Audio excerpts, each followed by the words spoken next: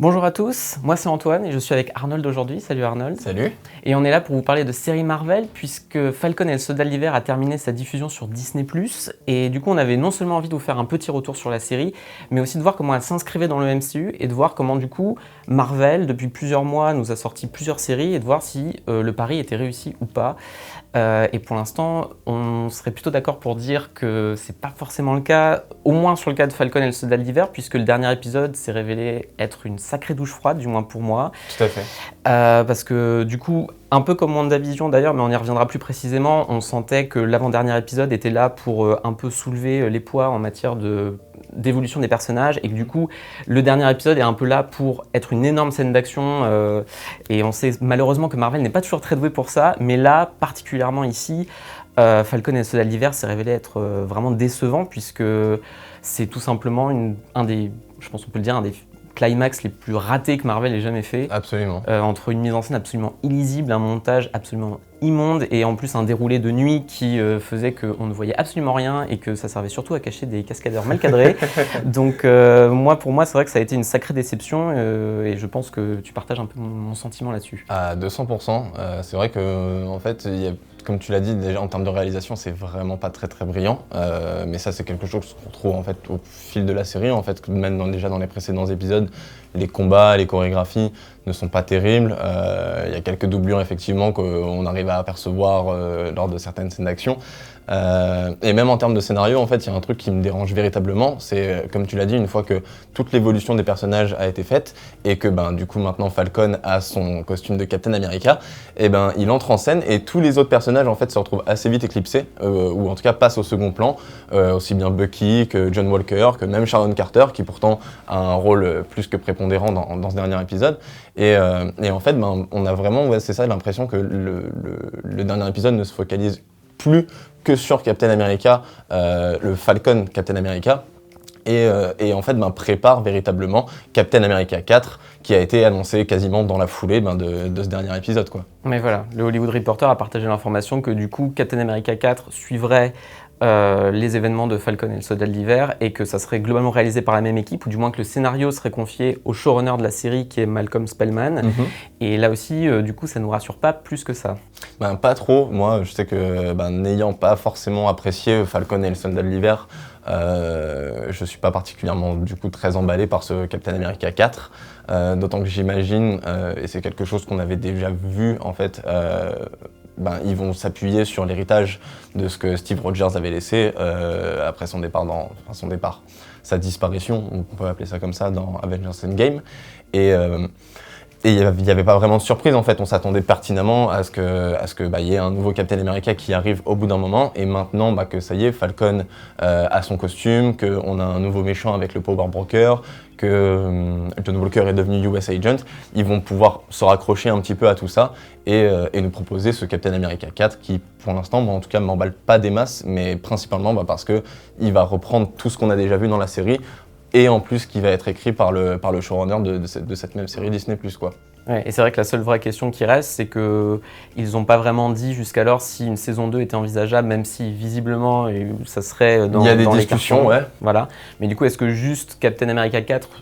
prendra le relais? Et ce qui voudrait dire qu'en fait, pour le moment, les séries Marvel seraient juste là pour servir d'introduction à des films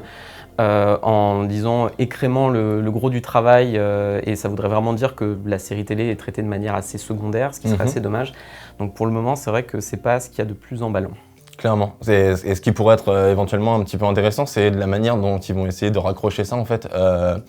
au projet Solo qui a été annoncé par Deadline quasiment en même temps que ce Captain America 4.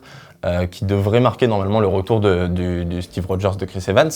dans ce que j'imaginais être une adaptation de Secret Empire où Captain America est devenu un agent d'Hydra pleinement et maintenant il doit affronter le plus grand héros de l'univers de Marvel jusqu'à maintenant. Mais c'est vrai que pour l'instant on a très peu d'éléments et en tout cas si on doit simplement se fier à ce que la série nous a montré,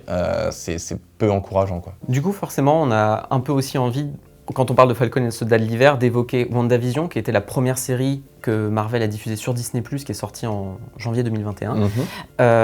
Et pour le coup, moi, je suis vachement plus emballé par cette série-là et cette proposition-là, parce que c'est vrai qu'il y avait un sens du mystère qui a été créé assez vite, surtout avec les premiers épisodes qui avaient été diffusés à la suite, où du coup on suivait Wanda, Elizabeth Olsen et Vision, Paul Bettany, qui était censé être mort depuis Avengers Infinity War, dans une sorte de sitcom américaine qui évoluait au fil du temps et au fil des épisodes. Et c'est vrai que je pense que comme note d'intention de la part de Marvel pour introduire les séries télé sur Disney+, il y avait difficilement mieux à faire que de créer cette relation de couple au sein de codes purement télévisuels. Et pour le coup, je trouvais que ça marchait plutôt pas mal, en plus d'arriver du coup à créer une structure assez logique par épisode pour faire évoluer le trauma que Wanda Maximoff a vécu et qui fait qu'elle fait ce qu'elle fait dans la série. Et c'est vrai que ça menait même à des révélations que je trouvais pour le coup assez intéressantes, et notamment, je sais que tout le monde n'était pas d'accord là-dessus, mais moi l'épisode 8, donc l'avant-dernier épisode, qui est un peu comme Falcon et le Soldat de l'hiver, est celui qui m'a le plus emballé en fait, parce que pour le coup je trouvais qu'il y avait un vrai beau jeu en me permettant que, il y a la révélation d'Agatha Harkness qui n'est pas ce que la série gère le mieux, mais de revisiter avec Wanda toute sa jeunesse, non seulement pour poser l'idée que la télévision a vraiment pris une place prépondérante dans sa vie, l'a aidé à être rassurée, et au final est une façon assez belle, même si c'est un peu facile de la part de Marvel, pour montrer que le divertissement a quelque chose de très noble et de très utile dans la vie des gens.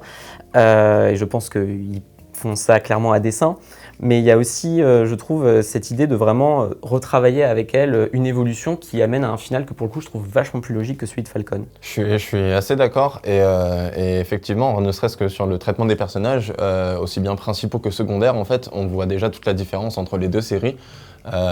qui d'après moi, n'ont pas tellement les mêmes objectifs, même si on retrouve certains points communs. Mais c'est quelque chose, sur les personnages, et notamment la relation entre Wanda et Vision, qui, dans l'épisode 8 dont tu as parlé, est vraiment un peu plus creusée. Ça leur permet de revenir sur certains passages qu'ils avaient oubliés, de véritablement montrer pourquoi est-ce qu'ils tiennent tant l'un à l'autre, plus que à travers les scènes qu'on nous avait montrées très très brièvement jusqu'à maintenant. En fait, là on s'intéresse véritablement à eux, à leur histoire, et c'est forcément beaucoup plus intéressant, et d'autant qu'en plus on peut compter sur deux acteurs qui sont vraiment brillants. Je sais que toi, pour le coup, t'as vraiment apprécié Elizabeth Olsen, et moi, c'est Paul Bettany qui, pour le coup, m'a vraiment marqué avec ses petites touches d'humour. Je trouve qu'il était hyper efficace. Et c'est vrai que non, la série, effectivement, pour tout ce qui est créativité, elle en a pas manqué, du moins au début en fait. C'est-à-dire que cette petite proposition unique qu'on nous a promise, on l'a eu effectivement pendant les 3 premiers épisodes. Et ensuite, malheureusement, c'est là où moi je suis un petit peu moins emballé, et je suis un peu mi-figue, mi-raisin en fait, concernant cette série, à savoir que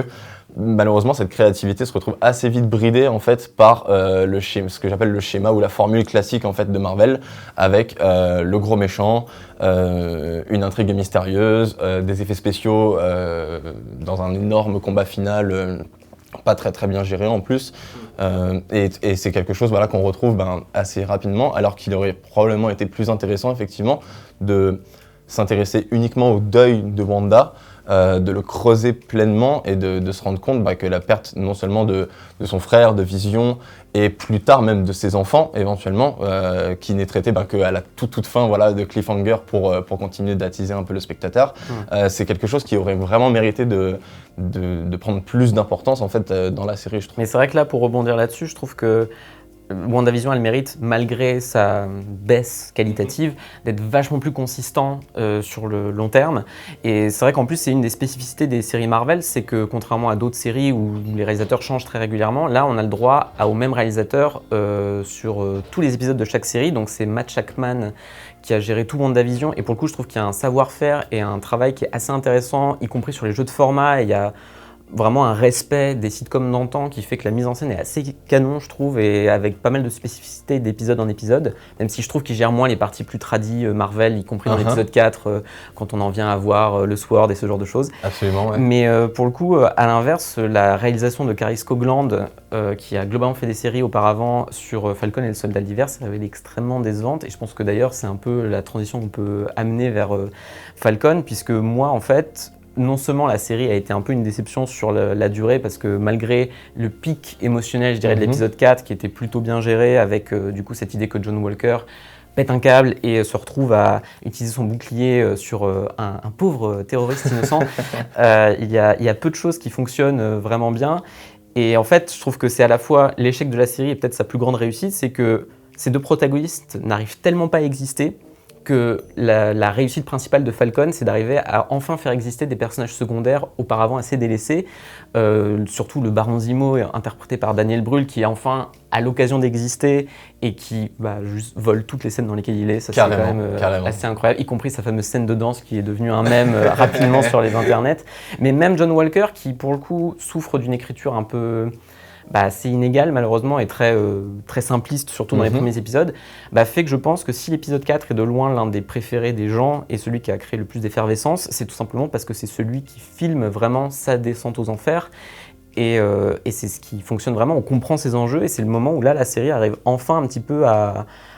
exister en fait, même si son évolution se révèle assez bancale. Je te rejoins totalement là-dessus. C'est vrai que John Walker, c'est peut-être un des personnages qui étaient les plus intéressants, en tout cas à suivre dans la série. Et effectivement, là où on ressentait clairement que l'hommage à la télévision américaine et à toute la culture de la série, en fait, dans WandaVision, était vraiment bien fait, avec en reprenant les codes, voilà, du Dick Van Dyke Show, de Malcolm, de Modern Family, plus ou moins bien. Là, on nous avait promis en tout cas une série type buddy movie et je retrouve absolument quasiment pas en fait les codes qu'on peut voir dans L'Arme Fatale, Tango et Cash, enfin tous ces grands buddy movies que tout le monde, enfin en tout cas que moi j'adore, sauf dans quelques petites scènes, typiquement la scène chez la psychologue où voilà, ils ont cet échange assez peu courtois entre eux qui pose assez bien les bases de ce duo qui va devoir apprendre à collaborer ensemble. Mais c'est vrai que c'est un fil rouge qu'on retrouve vraiment pas en fait dans la série, contrairement à WandaVision qui se tenait plutôt bien jusqu'à ce que le schéma classique de Marvel reprenne le pas et écrase en fait toute la créativité qu'ils voulaient mettre à profit. Là, c'est quelque chose qu'on retrouve pas et contrairement à WandaVision, malheureusement, elle peut pas tellement compter sur son casting parce que même si Sebastian Stan, il essaie de faire avec ce qu'il a, Anthony Mackie, que ce soit en Falcon ou en Captain America, en termes de charisme, il y est vraiment pas et même en termes de jeu d'acteur, il y est encore moins. Et l'humour aussi qui était vraiment bien géré dans WandaVision avec, je sais pas moi, cette interview typiquement de Vision là en Modern Family qui se lève d'un coup et qui dit mais pourquoi est-ce que je suis en train de vous parler et tout, qui essaie de se gratter l'oreille alors qu'il n'en a pas et qui se gratte le morceau de métal, enfin il y a plein de petites bonnes idées qui faisaient mouche, là où vraiment l'humour dans Falcon et Winter Soldier est plus gênant en fait que autre chose. Comme souvent dans les films Marvel. Comme en fait. assez souvent. Et là c'est vrai que c'était assez mal géré. Et en plus de ça, il y a même encore autre chose qui me dérange encore plus profondément que ça dans Falcon et le Soldat de l'hiver, c'est tout le propos politique en fait que la série tente d'élaborer véritablement, qui est vraiment très mal géré. Parce que il est pioché à droite à gauche dans ce que Ed Brubaker, Rick Remender avaient pu faire sur les titres Captain America dans les comics, mais c'est tellement grossier et écrit à la truelle en fait que malheureusement c'est soit pas pertinent, soit ça manque de justesse et de subtilité, et du coup en fait le discours moralisateur de Sam à la fin au conglomérat là, aux grands dirigeants du monde pendant 5 minutes, c'est ça en fait, on a vraiment l'impression que c'est un discours moralisateur d'un père qui engueule ses enfants et qui en plus est un peu hypocrite parce que il condamne ceux qui tuent les gens mais en même temps lui aussi a tué des personnes, il considère que Carly n'est pas vraiment une terroriste alors que pourtant on nous a pertinemment montré qu'elle était bien vraiment dangereuse quoi, et c'est assez problématique en fait tout ce propos politique qui est émis par la série. C'est même, je trouve, pour le coup, il y a une certaine dangerosité de la part de Disney qui jusque-là avait toujours un peu censuré le sang, la violence dans ses films Marvel, alors que moi j'ai un souvenir très très vivace de Captain America 2 et de l'introduction de Chris Evans qui d'un coup juste débarque sur un bateau et défonce un mec en le faisant passer par-dessus bord et en lui brisant très certainement la colonne vertébrale au passage. Et là d'un coup, juste le fait que soudainement Marvel décide de montrer une tache de sang sur le bouclier, ça montrerait que, on nous renvoie l'idée du bouclier comme symbole impérialiste et fondamentalement violent, alors que c'est ce qu'il est de base en fait. Et que t'as l'impression que soudainement ils inventent l'eau tiède alors que c'est là depuis le départ. Et c'est d'autant plus dommage que je pense que Malcolm Spellman, qui est un scénariste afro-américain qui a travaillé sur pas mal de séries comme Empire notamment, c'est super dommage en fait que tu sens que c'est des questions auxquelles il a envie de se confronter, mais en fait il se prend un mur en permanence, et en particulier parce que je pense que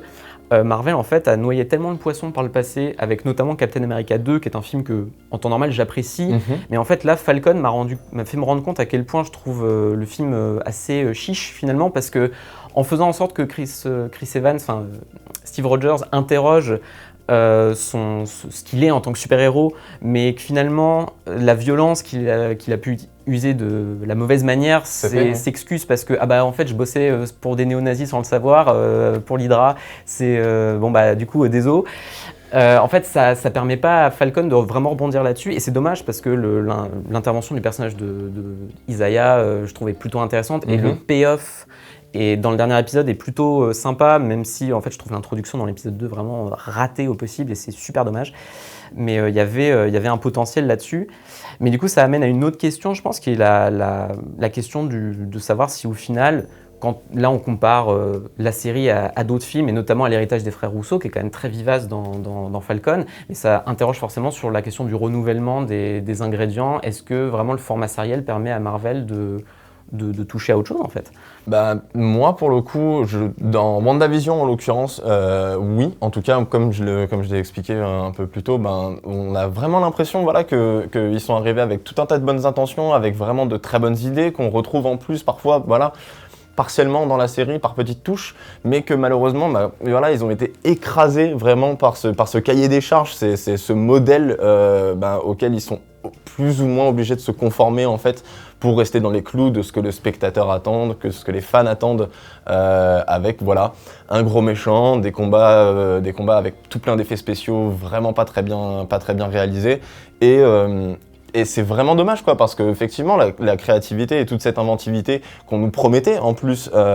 au départ, on l'a retrouvée que partiellement, et tout un tas de personnes ont été assez frustrées en fait de se rendre compte que WandaVision n'a pas tenu la promesse que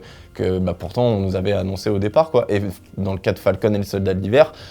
à mon sens, pour moi, c'est probablement ce qui est en tout cas un des projets les plus mauvais en fait menés à bien par Marvel et dans l'univers du MCU, parce que aussi bien en termes de réalisation que d'écriture que de casting, il y a beaucoup de problèmes, et c'est encore plus mauvais que par exemple Black Panther ou Ant-Man et la Guêpe Et c'est marrant que tu parles de promesses, parce que moi, justement, j'ai un peu l'impression que WandaVision, pour moi, a à peu près respecté le contrat de confiance que j'avais passé avec. C'est-à-dire que moi, ce que j'attendais d'une série Marvel, c'est que justement, elle me propose autre chose par le format, et que la réflexion qu'elle se pose, c'est surtout, maintenant, on a des films comme Infinity War ou Endgame, où en fait, nos personnages sont réduits à des sortes de vignettes qu'on a déjà définies par le passé, et où tout le monde se rencontre, et il faut juste que l'action avance, et tout est régi par la manière dont le récit peut progresser. Et là, enfin, avec la série, on a l'occasion de revenir à des personnages, à des interstices, à des ellipses qui sont pas traitées dans les films. Et notamment, moi, c'est un truc qui m'a fait tilt dans WandaVision, c'est que je me suis dit, en fait, parce que les comics nous ont fait accepter que Wanda et Vision s'aiment, dans les films, on l'a accepté au travers d'une séquence dans Civil War et d'une ellipse qui mène à ce qui se retrouve dans un lit dans Infinity War, et hop, c'est bon. Exactement, ouais. Alors que là, ce qui, moi, m'a beaucoup plu d'ailleurs dans l'épisode 8, que certains n'aiment pas, c'est que la fameuse séquence où notamment il parle du deuil autour de la télé en regardant Malcolm, en fait, c'est une séquence, quand je l'ai regardée, je me suis dit, mais en fait, c'est aberrant que Civil War n'ait pas fait ce travail-là avant, et que, même la plupart des films n'aient jamais fait ce travail-là avant. Et là, j'ai enfin accepté l'idée que oui, ces deux êtres-là s'aiment, ces moments d'intimité, je les accepte. Et en fait, j'ai l'impression que les séries doivent avoir ce rôle-là, c'est de pénétrer des interstices, de trouver les moments où les films n'ont pas le temps de traiter ces questions-là, et là d'y aller. Et le problème de Falcon et le Soldat de l'Hiver, c'est que finalement c'est plus pensé comme une sorte de série Netflix, c'est-à-dire un film de 4 à 5 heures divisé en chapitres, et que finalement tu pourrais binge-watcher d'une traite. Et je pense d'ailleurs que là, pour le coup, le côté hebdomadaire, la diffusion hebdomadaire a plutôt profité à WandaVision, Oui. et on en reparlera peut-être sur les questions des théories, tout ça. Mhm. Mais alors que sur Falcon, je pense que ça lui a grave nui parce que les cliffhangers sont assez nuls et finalement, t'as pas envie, t'aurais juste envie d'enchaîner le tout et pas de ramer comme ça, à attendre chaque semaine que quelque chose se passe. Peut-être que c'est une des conséquences ou pas, je pense pas, hein, mais du changement d'ordre en fait qui s'est opéré, à savoir que Falcon et le Soldat de l'Hiver devaient d'abord être la première série à arriver sur Disney+, et ensuite seulement ça devait être WandaVision, sauf que pandémie, contexte sanitaire, tout ça, la série, donc le tournage de Falcon et le Soldat de l'Hiver a pris du retard, donc WandaVision a vite repris sa place en tant que première série à ouvrir le bal sur Disney+, et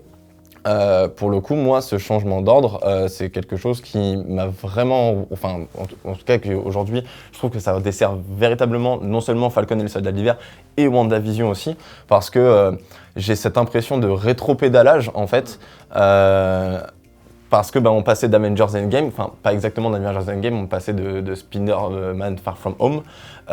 donc qui était classique, voilà, un film Marvel, tel qu'on le connaît. Et ensuite, on serait passé sur quelque chose un peu quasi similaire avec Falcon et le Soldat de l'Hiver, et une autre proposition un petit peu plus marquée, en tout cas, avec un certain parti pris esthétique, avec une envie, en tout cas, et encore une fois, cette créativité dans WandaVision, qui peut-être aurait été encore poussé un peu plus loin avec Loki, qu'on abordera après, et ainsi de suite, en fait, et je trouvais qu'il y avait une espèce d'évolution, en fait, alors que là, avec WandaVision, qui non seulement a été un peu décevant sur la fin, et là, on retombe ensuite dans Falcon et le Soldat de l'Hiver, donc dans ce divertissement Marvel très, en somme toute, assez basique. Du coup, moi, j'ai vraiment cette impression de retour en arrière, assez désagréable, et du coup, c'en est même au point que j'attendais impatiemment Loki. Maintenant, un peu moins du coup, et je trouve ça vraiment dommage en fait. Du coup, c'est vrai que ça pose la question de savoir comment Marvel s'accommode du format sériel, et par rapport à ce que tu disais, c'est vrai que j'avais un peu envie de rebondir parce que moi, à l'inverse, je trouve que ce changement de sortie, en fait, le fait que WandaVision soit sorti avant, m'a plutôt plu en fait, parce que si ça n'avait pas été le cas, je pense que Falcon et le Soldat de l'Hiver m'auraient énormément refroidi pour la suite, alors que WandaVision au moins a créé une curiosité et a montré surtout une vraie spécificité du format sériel avec une attente hebdomadaire, t'avais envie d'y revenir, t'avais des théories, ça montrait que Disney+ avait choisi le bon format, et surtout amener aussi par la référence à la sitcom une manière vraiment de montrer que Marvel avait toute sa place dans le format télé et que c'était quelque chose de vraiment différent des films, alors qu'à l'inverse, Falcon a fait une transition beaucoup plus douce qui aurait sans doute été logique si ça avait démarré les séries, surtout pour un public qui des fois s'est montré perdu avec WandaVision, mais en même temps pour moi ça montrait qu'ils n'avaient pas compris la distinction entre les deux, et ça aurait sans doute perdu les gens. Très probablement,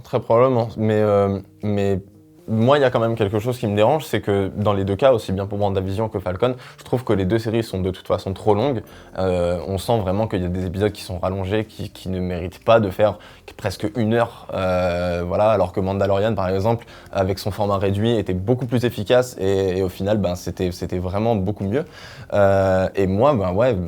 pour l'exemple de Falcon et le Soldat de l'Hiver, un film de 2h30, 3h aurait largement suffi. Et pour l'instant, moi, j'ai un peu le sentiment que les séries Marvel servent d'abord à ramener des abonnés sur Disney+, en attendant de ramener les gens en salle de cinéma pour Shang-Chi, Black Widow, etc., quand elles seront rouvertes, quoi. Et en même temps, je trouve qu'il y a quelque chose d'assez inabouti pour l'instant, mais qui moi m'a plutôt aussi plu avec WandaVision, c'est qu'il y a cette réflexion qui a été posée par Tom Brian de The AV Club, que je trouve très intéressante à l'époque des films Marvel, où il expliquait que selon lui, Marvel a complètement bouleversé le paradigme du blockbuster moderne, en sachant que quand tu vas voir un blockbuster, tu veux le grand spectacle, tu veux les scènes d'action, et tu es prêt à accepter les scènes de transition, les scènes de dialogue un peu pénibles pour y arriver. Et à l'inverse, en fait, Marvel a vraiment traité la scène d'action comme un passage obligé, et toi, tu vas en salle en théorie parce que tu as envie de voir les personnages que tu suis depuis des années maintenant, comme dans une série, que tu as appris à aimer, et que tu as juste envie de les voir se rencontrer, tu as envie de les voir communiquer, tu as envie de les avoir des dilemmes et moraux, des blagues entre eux, et c'est ça qui te plaît en fait. Et je trouve que WandaVision a plutôt bien réussi ça, déjà en ramenant à corriger certaines des erreurs des précédents films en donnant vraiment de la place à des personnages qui étaient jusque-là assez délaissés. Et à l'inverse, le problème de Falcon et le Soldat de l'hiver, c'est que c'est une série qui est tellement pensée comme un film effectivement de 4-5 heures que tu as l'impression qu'il n'arrive jamais à ce postulat-là, alors qu'en plus, il y a l'idée du buddy movie qui est jamais exploitée entre les deux protagonistes. Et c'est vraiment dommage pour le coup. Tout à fait, parce que, c'est mon point de vue, mais je pense qu'ils ont clairement pas compris la différence entre un film et une série, qu'effectivement une série sert d'abord à s'intéresser aux personnages plus qu'à l'action ou à tout ce qu'on peut nous montrer en termes de mise en scène, alors que le film, c'est globalement l'inverse, comme tu l'as rappelé un peu plus tôt, quoi. Et c'est quelque chose avec lequel ils ont encore un peu de mal jusqu'à maintenant, quoi. Et surtout, on sent que pour l'instant, les séries servent surtout, et ça pour le coup c'est peut-être la réussite des séries, à amener une nouvelle mythologie ou à étendre plus facilement cette mythologie. Là encore, je pense que Falcon et le Soldat de l'hiver a réussi surtout à corriger des erreurs, notamment de Civil War, qui était un film pareil, tellement bourré jusqu'à la gueule de plein de choses que enfin Zemo a l'occasion d'exister et d'être un personnage vraiment intéressant à suivre, pour le coup, avec un discours plus clair